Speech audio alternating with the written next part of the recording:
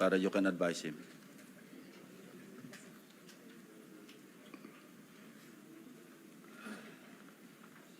Are you ready? Mr. Chair, I wish I can make a few clarificatory questions before later. we start. But these are prejudicial questions, Mr. Chair. Later. Let's hear first from the principal witness this morning. No, but these are prejudicial questions, Okay, Mr. go Chair. ahead, go ahead, go ahead. Foremost to my mind, Mr. Chair, is the integrity, the impartiality, and the objectivity of the proceedings of this committee. Mr. Chair, you were interviewed on Billionario Channel by Ms. Pinky Webb.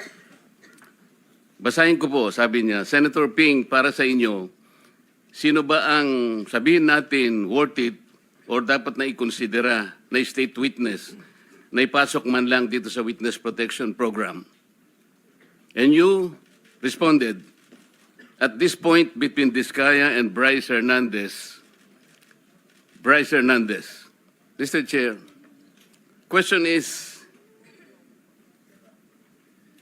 does the chairman has the prerogative or the right to make judgment? No. That's my perspective, no? That's my personal opinion outside of the hearing or outside of this hall. So don't question my opinion. That I am is my not questioning opinion. your opinion, Mr. Chair, but you are the Let's not chairman quarrel of this here. committee. Anyway, let's proceed with the You are not testimony of the interested in the prejudicial question that I am going to raise, Mr. Chair? Go ahead, you raise your Kaya nga sinasabi ko sa inyo You're an questioning my investigator, opinion. we are investigating. Away kagad tayo rito. Mr. Chair, we are still in the Hearing is suspended. investigating.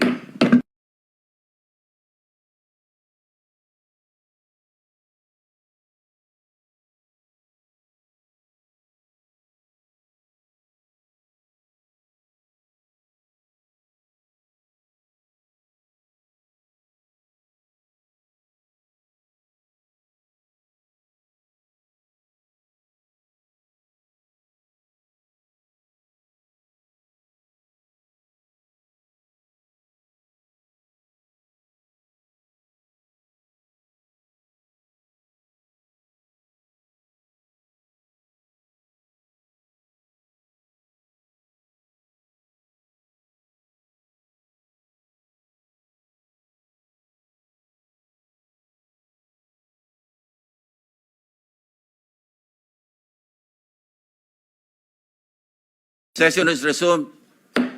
Mr. Alcantara, you proceed. Thanks, Mr. Chair. Mr. Alcantara, you proceed.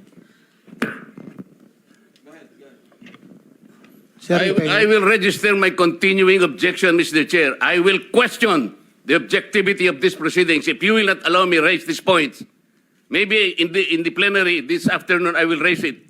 Go ahead. Perhaps, Mr. Alcantara, you proceed with your statement. Your Honor, okay lang po bang makapagbigay ako ng opening statement ko po? Proceed, proceed. Ano bang gagawin natin dito? Magandang umaga po sa inyong lahat. Tinatanggap ko po na ako po ay hindi nakasagot sa maraming tanong ng mga nakakaraang huling araw upang maproteksyonan ang institusyon na aking minahal sa loob ng 30 taon. Subalit nitong mga nakang araw, ako po ay nakapag-isip-isip na tumulong na lamang po sa investigasyon na to para po sa bayan. Narito po ako sa harapan nyo ngayon upang tumulong ng buong puso, abot ng aking makakaya, upang makapagbigay linaw sa katanungan sa investigasyong ito.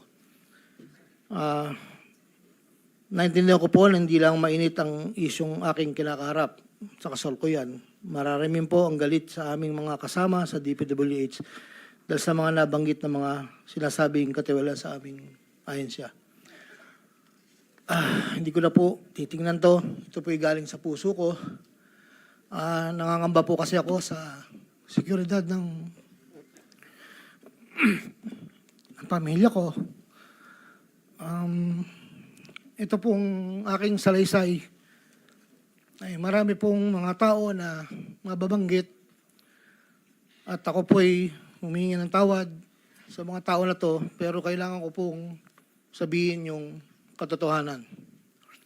Nihiling ko lang po sa ating buting chairman, sa ating Secretary Justice po, na maproteksyonan po yung pamilya ko. Medyo napakabigat po ng mga babanggitin ko rito. At ito po ay malalaman po natin ngayong umaga. At ako po ay in good faith sa lahat po ng mga senador nandito, sa ating sekretary at sa mga nandito po lahat. Simulan ko na po ang aking inandang salaysay, Your Honor.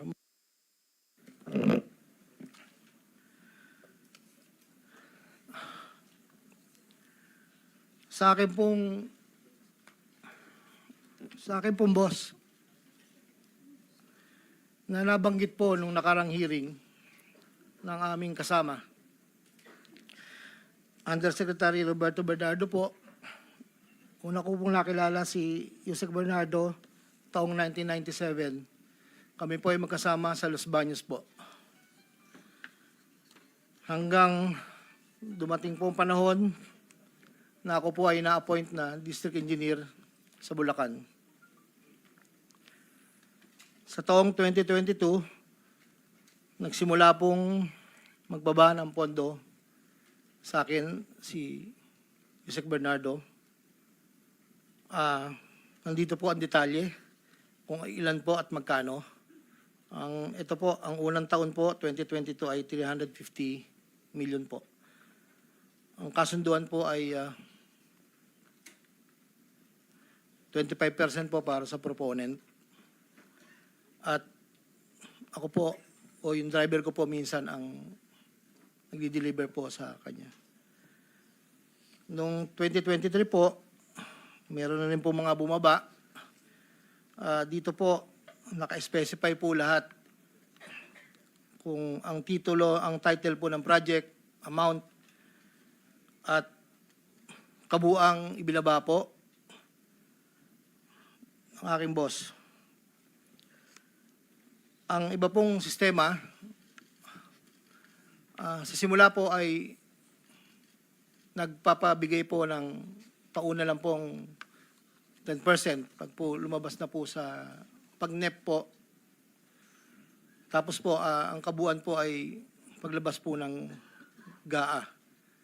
Pag po sa GAA, may lumabas na wala po sa NEP, ibig sabihin po nun, maaari pong, hindi ko lang po alam procedure, maaari pong sa BICAM po yun pumasok. Andito po lahat po ang detalye sa aking sinumpang salaysay. At meron pa pong mga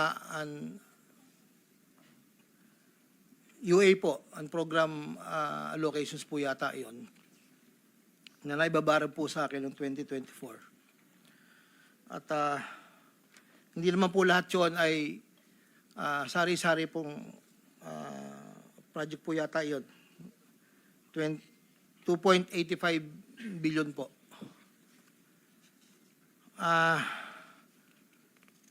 Yung pong sa 2024 na UA, bukod po yung meron pong BICAM and NEP. Nandito po lahat po ang detalye. Ito lang po kasi yung record na nakuha ko po sa sariling file ko po. At yun po ay meron pong portion doon na merong 30%, meron pong 25%. Depende po sa proyekto. Ang huli po ay itong 2025. Mayroong halagang 2.55 billion po. 1.65 sa NEP at 900 million sa GAA. At ganoon din po ang sinabi niya sa akin sa proponent po. Doon po sa sinasabi na meron daw pong ang ating Senator Jigoy Estrada na di umano'y meron pong sa listahan na pinakita po noong nakarang hearing. Yun po, ako po ang nagpasa ng listing po kay Yusek Bernardo. At ang sabi niya po ay meron ka pa bang kailangan na worth 355, ilan daw po yung natitira. So ako po ay nagpasa ng listahan sa kanya. Ang pagkakabanggit lang po sa akin ay meron pang extra si SJE. So, nung lumabas po yun, sa kanya ko rin po ibinigay. Pero wala po akong direct na komunikasyon kay Senator Estrada at wala rin po akong, hindi po ako ang nagdadala, wala po kaming, hindi ko po nakakaharap, Senator Jinggoy po. Si Yusek Bernardo lang po ang kausap ko. Doon naman po sa nasabi nung nakarang hearing po about the 600 million kay Senator Joel po. Ang totoo po noon, yun po ay multipurpose building. Ang request niya po talaga. Dahil hindi naman po na ma-accommodate nung nire-report ko po sa kay Yusek na hindi po ma-accommodate yung request. Nagkaroon po ng idea, kaming dalawa po ni Yusek Bernardo na tapatan na lang kung sa kwentahan lang po na ang proponent ganito, parang daw po mapagbigyan. So, nagpasa po ako ng listahan without the knowledge of Senator Joel. So, lumabas po yung pondo, I think, UA po. So, hindi po alam ni Sen na yun po ang pinalit namin sa multipurpose building. Wala pong alam si Senator Joel. So, yung bilanggit po na mayroon pong 25%, ako po ang at si Yusek Bernardo ang nag-usap na gano'n na lang ang gawin para daw po matapatan man lang yung 1.5B na request po. Inayos ko po lahat yun at dinala ko po sa tauhan lang po ni Senator Joel somewhere in Bukawi po. Ang sabi ko po sa kanya, baka pwede, pakibigay mo lang to kay boss. Tulong ko to, kung ano man ang future na plano niya, yun po ay tulong ko. Pero hindi niya po alam na doon ko po kinuha sa flood control po. Ang pangapat po, taong 2021, nakilala ko po si Congressman Saldico. Sa pamamagitan din po ng numero po, binigay lang po sa akin ni Yusek Bernardo. Hindi ko lang po nilagay. Kasi po hindi naman po kasama siya nung kami nagkita sa Shangri-La, BGC. That was 2021 po. Ang unang usapan po namin ay susubukan pong makapagbaba ng pondo kung pwede po sa distrito ko. Taong 2022 po, unang bumaba po ay nagkakahalaga ng, tanda ko po, nandito po sa record, ay 500